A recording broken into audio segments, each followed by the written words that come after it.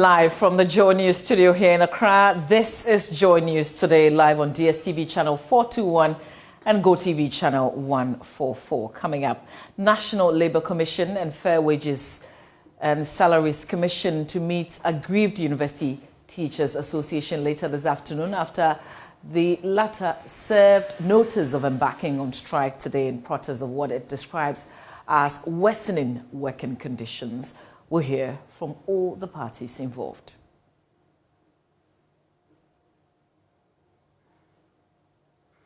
Eight persons arrested ahead of the premiering of the latest Joy News investigative piece dubbed Children in Cocoa Labour this evening here on Joy News. We've got details. And ECOWAS withdraws member states' ambassadors from Mali, closes air and land borders, and suspends all commercial and financial transactions between member states and Mali in its latest sanctions. We'll hear from the head of the Commission after the latest extraordinary meeting held in connection with the political crisis in Mali. We've got business, sport, world news, and show business all coming up in this hour. My name is Mama Vio Swambaje.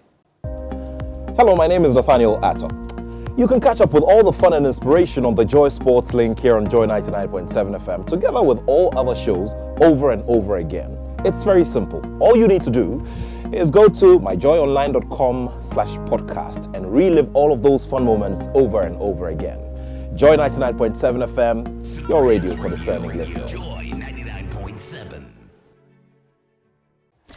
Now, the Fair Wages and Salaries Commission and the National Labour Commission have hinted of a meeting with striking University Teachers Association of Ghana this afternoon. UTAG served notice it was effecting an industrial action it hinted last year.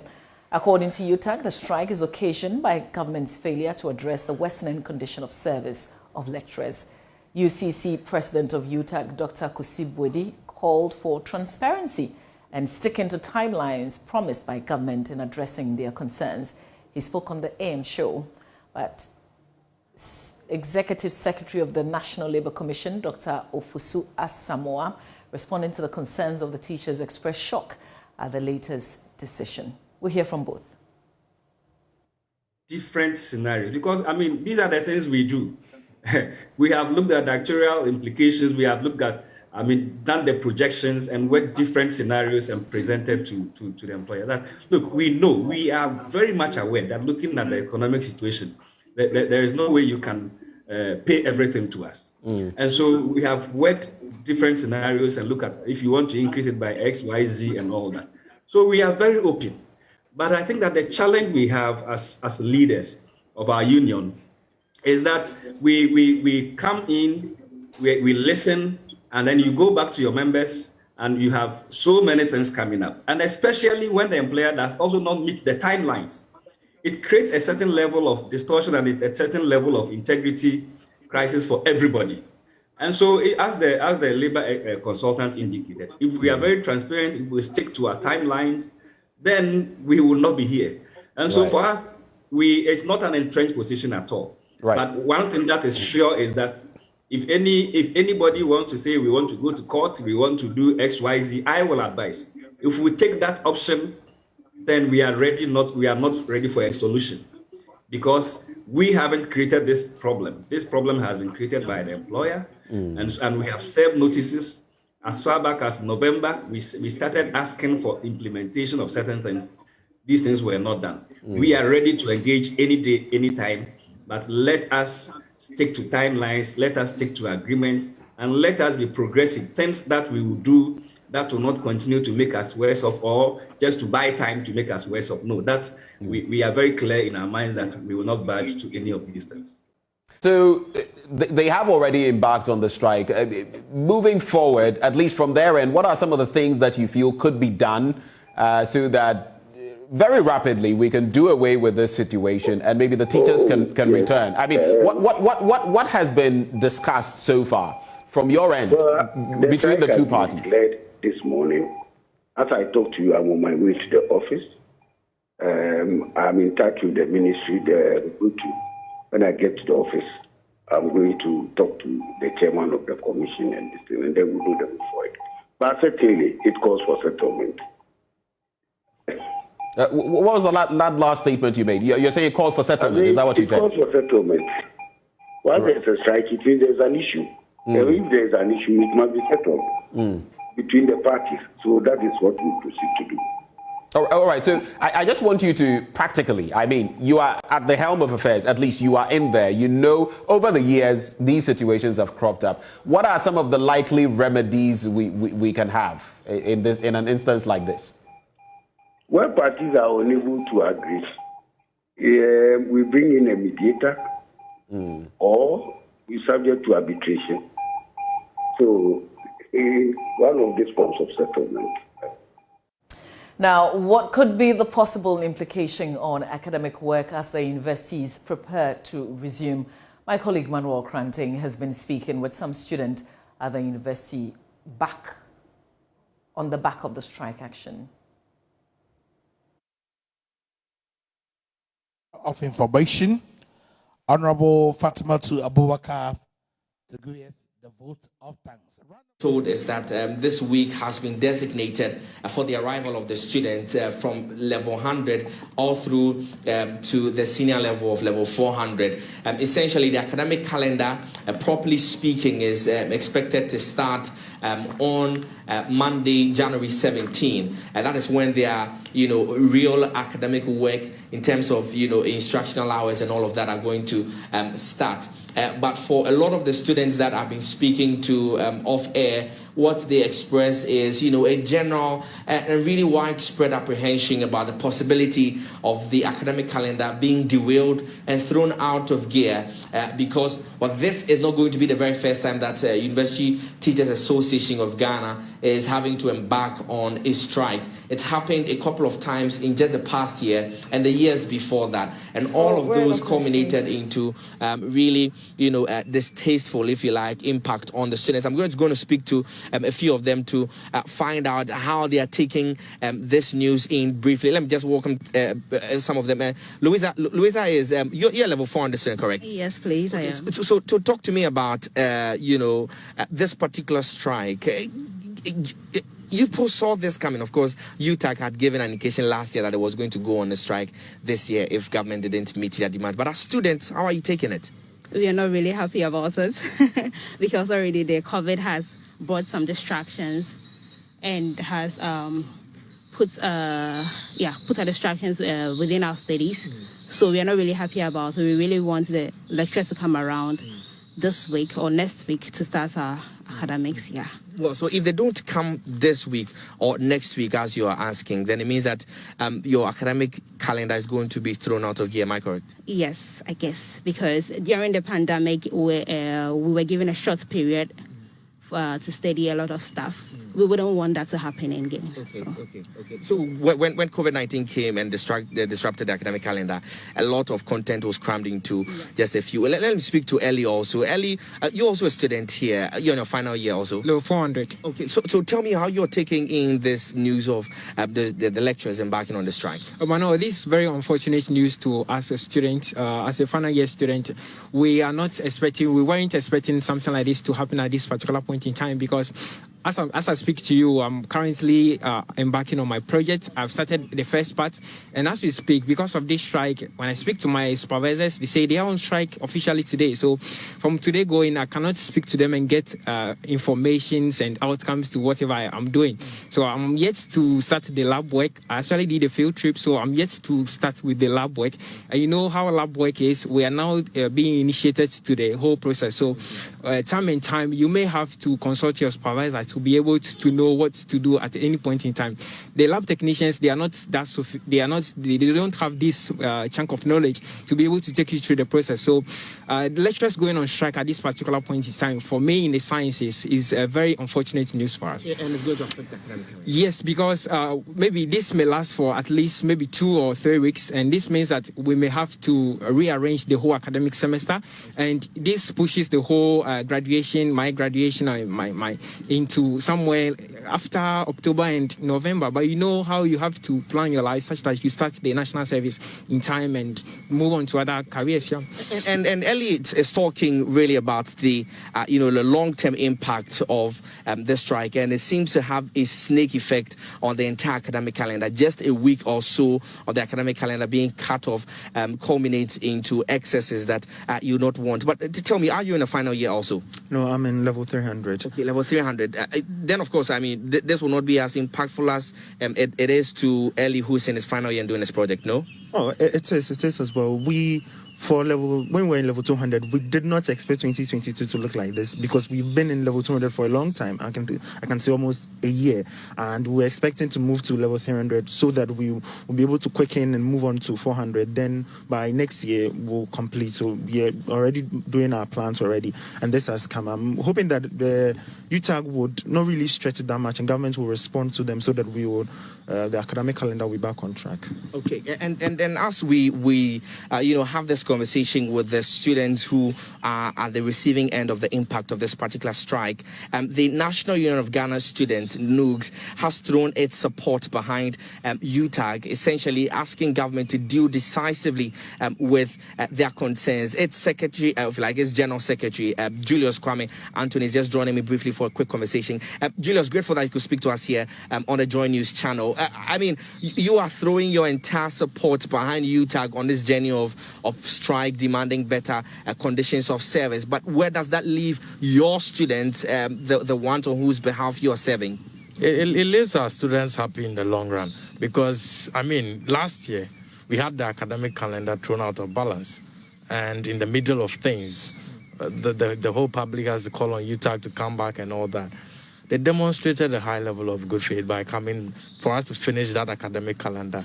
What we are having now is a situation where if government does not deal with this situation now, we would continue this academic semester. Then in the middle of it, UTAG goes on strike. So it's best for us that we have a situation where at the beginning of things, immediately, this thing is solved. As we speak, students are just resuming for registration and all those things. So it's best government solves that before we start teaching the teaching component of the academic year, then things jumble up again. We don't want that situation at all. That's why we are saying government should take UTAG seriously and deal with the issues decisively. I mean, if you look at the demands UTAG is making, we think they are in the right. Because from 2013, certain demand has been on the table. You take out a component of their salary. They're asking you to restore it. If you can't make increments, restore what has existed. And we move forward. It's as simple as that. So we are really backing them on this. A happy lecturer makes happy, students. So we look forward to having that situation. Government should take UTAG seriously. Simple as that. There's a concern from your students. That is, I mean, with COVID-19 coming in 2020 and all of that, they had to cram a lot of course content in a very short period. And that has even left the academic calendar, altered and all of that. Like a desperate attitude towards the teaching and all that because they are not happy. Or we have a situation where their problem is solved and we deal with happy lectures. Manuel Kranting with some updates on campus where labor expert Austin Game has advised government to open up to UTAG on what it can afford in terms of meeting the demands of the university teachers. Honest. You must learn how to dance and not worry about the cloth you are putting on. Sometimes you may be compelled to say that it's your cloth that is worrying you. The law is very clear, and there is nothing, absolutely nothing wrong with the law that we have. The problem is the capability, the skills. Now, if you don't have something, you can't give anything out. Right. That is the point. Now, the employer has a responsibility to engage the union leaders. Right. If they engage them and they are 100% transparent and bring about sunlight on the thing, nothing should be kept under any dark cover. If you do that, because it's not only about pay per se. By the way, comparison with our neighbors will be the most dangerous thing to do because our economies are not the same. Right. We are all having challenges. If you take Nigeria, you want to compare Ghana to Nigeria? What is it? But just a quick one there, Mr. Gyamfi. I remember, for example, there was, I don't recall, but one of our institutions tried recruiting someone, I think, and the person, it was on social media from another country, and the person stated that even in his position in his university, this was how much he was earning, and coming to a supposedly higher position in Ghana and, you know, getting a pittance would not work. So wouldn't you say that being professionals, okay, these people are professionals, and it comes with extensive publications and how many years they have lectured, what titles they bear and all of that. Isn't it only fair that even in considering the fact that the countries are different, there is a certain base, a certain minimum that is expected? When you don't meet those minimums, can people not complain about it or make the comparisons? Why not? That is something that we all do. But when it comes to situations like this, and people want to do comparison, that is what I meant by saying that we should not, at this point in time, venture into it. I've been in the trenches about negotiations, you know, across board, within and without. And I do know that comparisons can be made, but circumstances and the timing is very important. That's why he rightly said, look, don't try it, because if you try it, we'll run into a ditch. To be honest with you, our situation here with our lecturers, if you like, is as such that we need to be very honest and open and talk about it in a manner that will not run our educational system aground. If they do a lot of work with me also, and I can tell you that they are unhappy. Some of us have pleaded with them, even on our knees, and suggested to them certain things they should do that would enable them go back to school at the time. And they responded positively, and they went back to school. Now they have started again. I want to tell you in very, very transparently that the employer has a responsibility to engage them now. I'm not talking about tomorrow, today, so that they can understand and appreciate the challenges they have, but on condition that they will not be vilified in the public domain the way we have been doing it. They are not, excuse my language, they are not stupid people. They are lecturers. They know what to do, and therefore, if we vilify them in public domain the way we sometimes do, as if they don't know, they will get entrenched, and that will make life very difficult for all of us. Let them be spoken to, and I can tell you on authority that they will listen. They know what to do. If they have to go back to school, they will go. Because if the employer do not have at all, there is nothing absolutely anybody can do. Let me say the last thing. Right. No, the fear is this. They are demanding certain things. They want it negotiated. They want it paid. The fear of the employer sometimes is, if we give it to them, what about their comparators in the same system? Right. Will they come after them, the employer? Yes, they will come. And therefore, part of the thing is that, look, we cannot pay it, because if we pay, it means we must pay other people too. All these things should be made clear and put on the table. Because if we are paying people 7% for the year 2022, obviously, and our inflation is X, what it means is that there is a gap. And that's why restoration, the language restoration, is coming in. So we really need to be very, very open in this case and call a meeting urgently of not just the university lecturers after their engagement. Maybe the negotiating committee meeting should be called by the fair wages so that they will engage to prevent people from going in pockets. Let's deal with the thing holistically and see the situation. We are in trouble if we don't know. Now, a joint team of police and officials of Cocoa Board have arrested 8 farmers cited in Joy News' latest expose, Children in Cocoa Labor.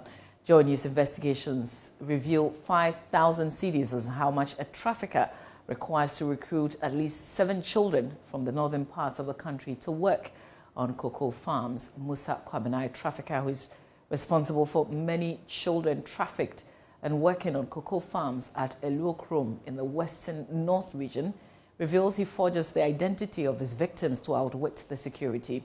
These are excerpts of Joy News's latest investigations titled Children in Cocoa Labor. Investigative journalist Kwete Nata reports that parents of these children are complicits in this illegal trade. One trafficker who is responsible for the presence of many of these children in Acquah is Musa Kwabena. He says he entices the parents of these children to gain custody of them with the promise of exciting returns. Oh, okay.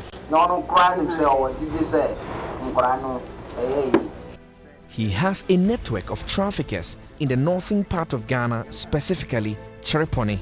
They help him identify families with vulnerable children. Okay.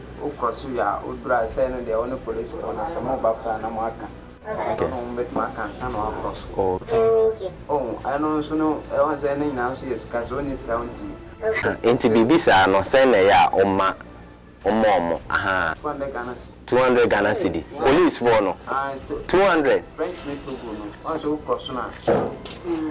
In case say Acquah can one then obekatrum and I make 200 cedis na or de bema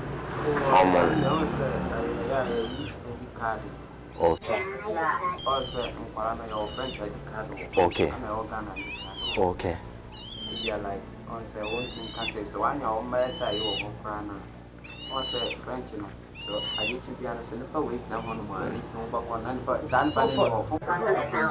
He told the investigative team he would charge 5,000 Ghana cedis to traffic at least 10 children for us. Our cover story was that we needed children to work on cocoa farms urgently. He revealed one of the approaches he adopts to outwit the security officers is to forge the national identity of these children. 25,000 and Colado does and I'll be to me, Diaba.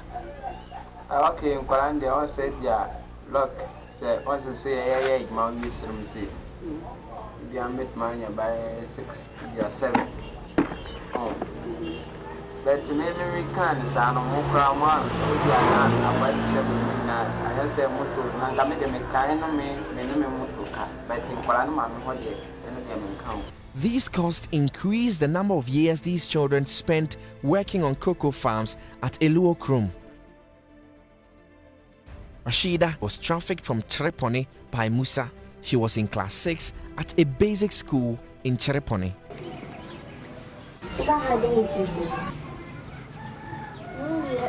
I have said zero number and the first one and Papa will for me and 4 for us.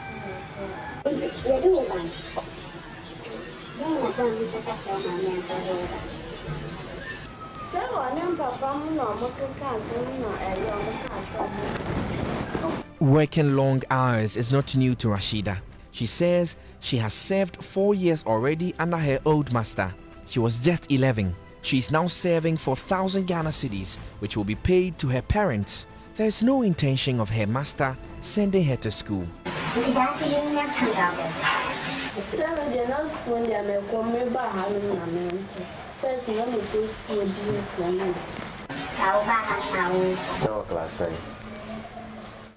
Now, Head of Public Affairs at the Cocoa Board, Fifi Buafo, says they are opposed to children working on cocoa farms and will do everything to protect them.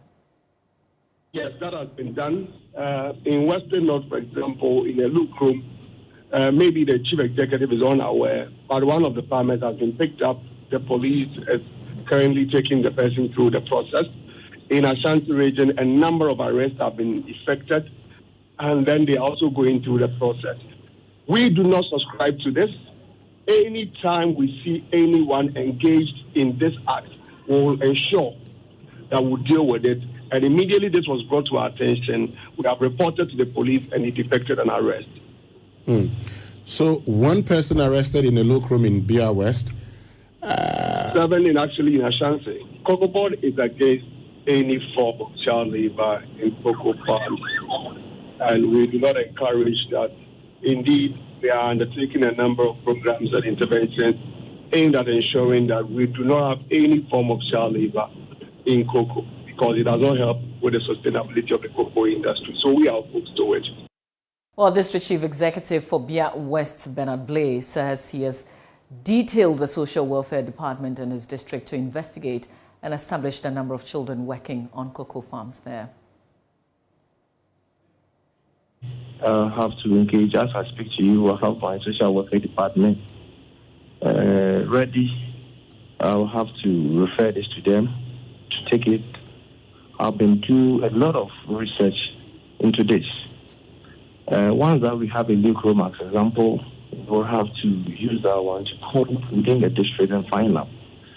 Because it's sad about these things that are happening. Cocoa is good, it's helping the nation, but we can't deny children that are supposed to be in school for their future to engage in that thing. Okay. Now, let's do a thing or two here. You, as District Chief Executive, you're head of the District Security Council. Yeah. The security of your people is very paramount to you. Since your assumption of office, have you paid attention to these cocoa farms? Yeah, I have. Have you paid attention to those who work on the cocoa farms? I see, Bia West is noted for cocoa. There are, that is in twofold. The other side of the district that the cocoa affected and the government is doing rehabilitation. That side has gotten my focus more. The other side that have the cocoa, I have visited some communities, but honestly I have not gone to the farm to check the kind of labor that they use in getting the yields out there. Our latest hotline documentary, Children in Cocoa Labor, will air later tonight at 8:30 p.m. here on Joy News. Let's bring you some accident-related stories now. There's been a 13% increase in road accident deaths between 2020 and 2021. This is a good reason for you to drive safe and adhere to all traffic regulations on the road this year. Here's a breakdown of the latest data from the Ghana Police Service.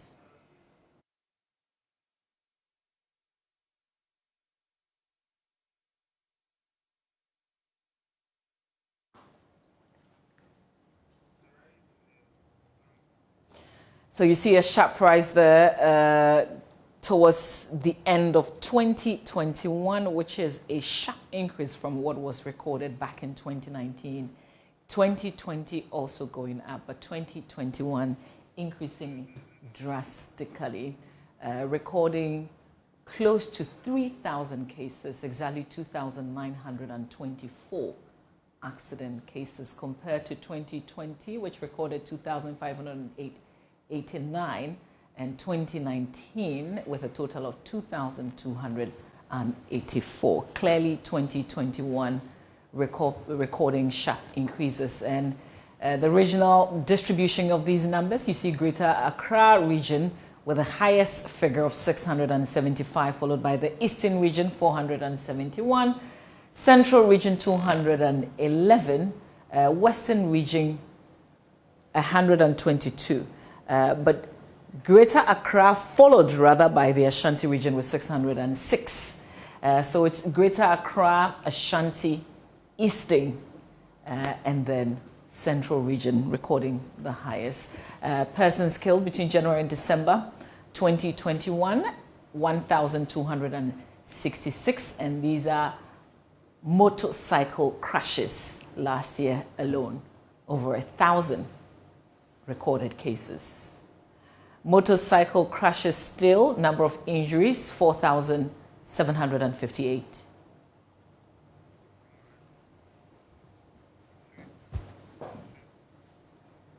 Well, with the sharp increases of accident cases being recorded in 2021 alone, we urge you all to drive safe so you can arrive safely.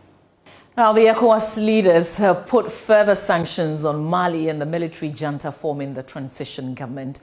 The latest sanctions include withdrawal of all member states' ambassadors from Mali, closure of air and land borders by member states to Mali, and suspension of all commercial and financial transactions between ECOWAS member countries and Mali. This sanction, however, excludes essential food and petroleum products, also electricity supplies, medical supplies, and equipment, among others. President of ECOWAS Commission, Jean-Claude Cassibrud, read out the sanctions at the close of an ECOWAS extraordinary summit yesterday. He also called on AU and UN to help ensure the enforcement of the sanctions. Foremost, after the coup d'etat, the authority regrets the absence of a chronogram for the election and the non-setting up of the National Council of Transition. It also directs a mission to be filled to Conakry to discuss the transition process with the transition authorities. Concerning the institutional reform, the authority instructs the President of the Commission to take all necessary measures for the new statutory appointee to take office on 1st July 2022 at the end of the tenure of the current management. This implies the finalization of the allocation of remaining statutory positions and the launch of the recruitment process. The authority continues to insist, as it has done in previous communiqué, on the need to free the political prisoner based on the due legal process in Mali. The head of state and government expressed their deep gratitude to His Excellency Nana Addo Dankwa Akufo-Addo. According to the ECOWAS Commission, in the communique issued, it is not happy about the decision by the transition government not to hold elections in February 2022 as agreed. It also said it was not happy about the slow pace of transition in Guinea. The authority find the proposed chronogram for a transition totally unacceptable. This chronogram simply means that an illegitimate military transition government will take the Malian people hostage during the next 5 years. The authority reiterated its call for the transition authorities to focus on activities geared toward an expeditious return to constitutional order and to defer key reform to legitimate elected institutions to be established after the election. In view of the above, the authority decided to uphold the initial sanction already imposed on Mali and on the transition authorities. The authority also decided to impose additional sanctions, economic and financial sanctions, in conformity with its deliberation at the 60th Ordinary Session held on 12 December 2021 in Abuja, Federal Republic of Nigeria. These additional sanctions include, first, the withdrawal of ambassadors of all ECOWAS member states in Mali. Second, closure of land and air border between ECOWAS member countries and Mali. Third, suspension of all commercial and financial transactions between ECOWAS member states and Mali, with the exception of the following products: essential food product, pharmaceutical product, medical supply and equipment, including material for the control of COVID-19, petroleum product, and electricity. 4, freeze of assets of the Republic of Mali in ECOWAS central banks. 5, freeze of assets of the Malian state and the state enterprises and parastatal in all commercial banks. Finally, the suspension of Mali from all financial assistance and transaction from all financial institutions in ECOWAS region. The authority instructs all community institutions to take steps to implement these sanctions, which will have immediate effect. You're watching Joy News. Today we'll take a breather and bring you business. Acquah has the details shortly.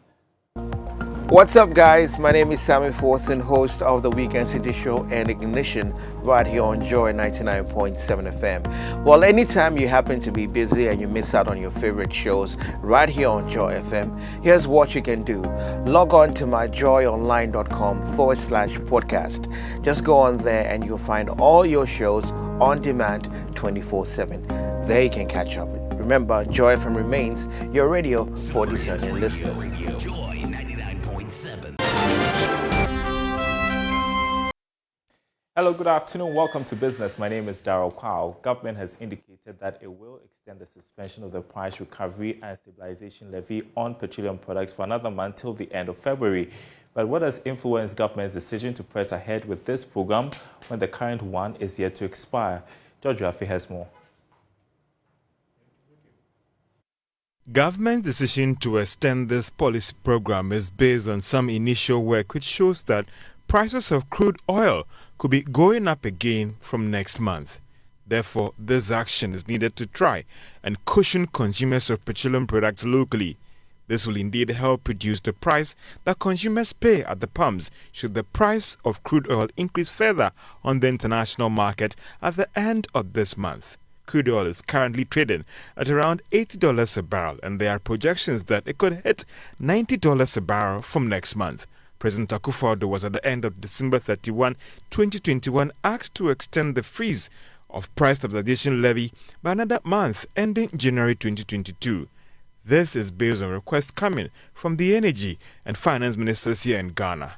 This was to help reduce the fuel prices by some 2%. This is because the suspension of the policy was expiring on December 31, 2021.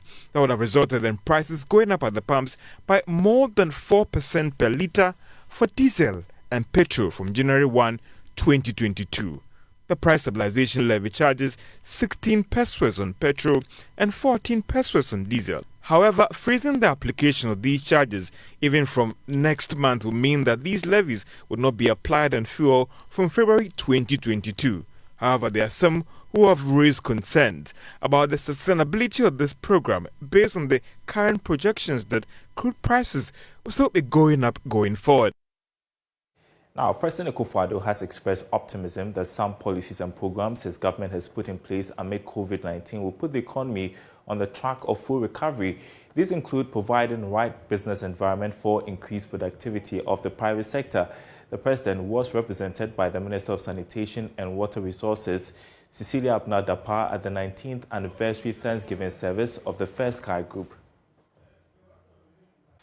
I know that as a result of the COVID-19 pandemic and its impact on the global economy, with Ghana not being an exception, we all appreciate what has happened in this our dear country. The economies of nations have been shaken and battered. But despite all this, and despite all the challenges that we face as a nation, my government is committed to building a strong and healthy economy that will withstand the global economic catastrophes to come. It is our resolve to continue to create a sustainable, enabling environment for the private sector, like First Sky Group of companies and others, to thrive in the economic development of our country. I am committed to ensuring that the policies and programs my government brings up are well thought through and are sustainable for our national development. There are many Ghanaian companies, the Fair Sky Group included, which are doing very well, and these companies must be assisted to continue to capture the commanding heights of our economy. And a final story before we go this afternoon. The Ghana Statistical Service has commenced an annual household and income expenditure survey for selected households in the country. The survey was launched following a training program for 280 field officers. There is more in this report. The 2022 Annual Household and Income Expenditure Survey has the main objective of obtaining data to estimate quarterly and annual consumption expenditure of households. This will aid the compilation of gross domestic product. Outcomes of the exercise include the rebasing of the GDP, the generation of data to support monitoring of targets of 12 of the 17 Sustainable Development Goals, and the continuous provision of indicators on the welfare of persons in Ghana. Some of the key macroeconomic indicators to be generated from the survey include quarterly GDP, regional GDP, quarterly unemployment, graduate unemployment, multi-dimensional poverty, against others. Further, the annual household income expenditure will provide important data on labor and welfare mobility to better understand some of the dynamics in the labor market. The service is therefore appealing to all selected households to accept, provide the needed assistance, and volunteer the required information to the field officers for national development outcomes. And there's a full bulletin of business news at the top of the hour on the marketplace. Up next, sports. Muftar will have some news on the Black Stars as they begin their campaign at the Acquah. Stay tuned. Good afternoon. Welcome to Showbiz here on Joy News. In our archetype, and evangelist Majid Michel has revealed there's absolutely nothing wrong with his voice as perceived. In an interview on Joy affirms the reason is Jesus, he explained that he thinks he sounds as normal as anyone. This one says, what's wrong with Majid's voice? You want to talk about it? What's wrong with your voice? How do I sound? I have a very Are you acting now? Voice, and I'm just trying to chill with, Fifi. So really, I use the falsetto. You don't say. It's just a bit calm. I see. The studio. You don't want to hear all the echo and the loudness and all of that. You want me to use his voice. But yeah, really. Yeah, it's better. So this is your interview voice for me. It's better like this. I mean, the mic is close to my mouth. I talk like Michael Jackson. Oh, please. Oh, Lordy. Okay, I see. So, well, it kind of says that there's nothing wrong. Is there anything wrong with your voice? No, nothing. How do I sound? Hey! Meanwhile, the actor has waded into discussions about the Ghanaian movie industry. According to Majid, there's no movie industry. Here's why. You see, when you see an industry, then we have to see studios and we have to see distribution agencies. Okay. That is an industry. We've never had an industry. What we have are individuals that through their passion created films individually. You have the Abdul Salams, the AA Productions, the Gupado films. That at the time, these people were businessmen.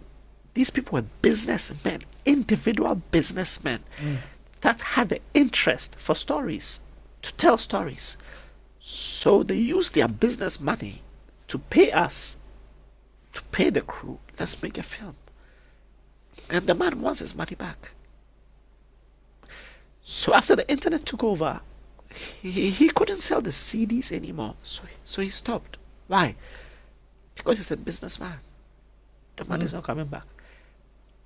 But just because of his passion for stories and film, they just continued. But where is the industry? It was the people that were the industry. These people were the industry. Abdul Salam Mumuni was the industry. Where's the industry? Show me one studio where we can sit and set up a living room and act. Show me a distribution company. So we don't have. Where is it? We've never had. You see, the industry was a group of people that came together and made films. And what the people outside were seeing were good movies coming out. But where are these movies coming from? They're not coming from no studios. We were shooting.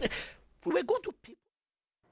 Away from Majid, beautiful, brilliant, grace, and elegance are just a few of the words used by those who pay tribute Friday to the late Sidney Poitier, one of the greatest actors of the past century. Poitier, who died Thursday at the age of 94, blazed trails as a black actor who rose to fame during a time when there were few starring roles offered to African Americans. He set a standard for those who came after him. On that note, we end Showbiz here on Joy News Today. My name is Becky. Hi, this is Lexus Bill, host of Drive Time on Joy 99.7 FM. Listen, you don't have to worry if you miss Drive Time or Personality Profile. It's going to be live on our podcast page. Just log on to www.myjoyonline.com/podcast. You can listen to Drive Time, Personality Profile, and any other of your favorite shows on Joy FM on that page. You don't have to miss a show at all. Joy 99.7 FM, radio for discerning listeners. Do some sports now on Joy News Today with me, Muftau Nabila Abdullahi. President Acquah has urged the Black Stars to end the 40 years trophyless journey of the senior national team. According to him, the last time Ghana won the African Cup of Nations was in 1982. And in his goodwill message to the senior national soccer team ahead of its first game later today, the president said although loss is expected from them, he is optimistic the Black Stars will give their utmost best and make Ghana proud with the FIT trophy. On the eve of the commencement in Cameroon of the 2021 Africa Cup of Nations Championship, I send best wishes from all Ghanaians to you, the playing, technical, and management teams of the senior national soccer side, the Black Stars. Like with every other edition of AFCON, the Ghanaian people demand nothing short of ultimate glory from the Stars. The pressure to succeed is understandably high because of our status as four-time winners, and also because it has been 40 long years since we last lifted the trophy. The target for you, naturally, is to bring the cup home. You must bring the cup home. That is according to the president. Milovan Ravach says the underdog tag is one thing that he's excited about and is hoping that the boys will surprise everyone. While Andre Ayew, the skipper of the team, also says that they're ready to die for the country. This is how we wrap up sports on Joy News Today with me, Muftau Nabila Abdullahi.